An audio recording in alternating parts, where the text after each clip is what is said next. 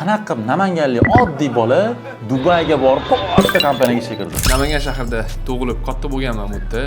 Maktabimni bitirib, men sразу Toshkentga ketganman. Jahon tillar litseyida bitirib, akam bilan Xitoyga ketganmiz. Xitoyda o'qib keldik, lekin Covid bo'lib qoldi.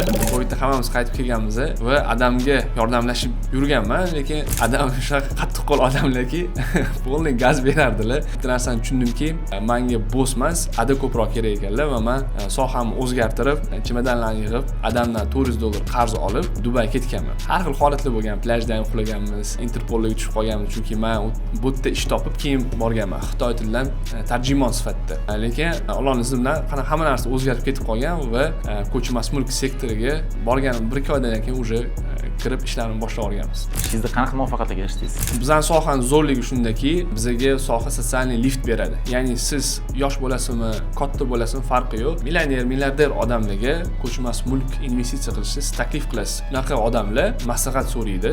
Men nima qilsamki zo'r bo'ladi va siz o'zingiz tajribangizga tayangan holatda ularga maslahat bera olasiz. Aka, $1 million men proyekt qilsangiz yaxshi bo'ladi. Va bu narsa sizga zo'r sotsialniy lift beradi. Har xil odamlar bilan gaplashasiz. Yaxshisi bor, yomoni bor, lekin v целом sizni hayot tajribasi qilib zo'r pishirib beradi.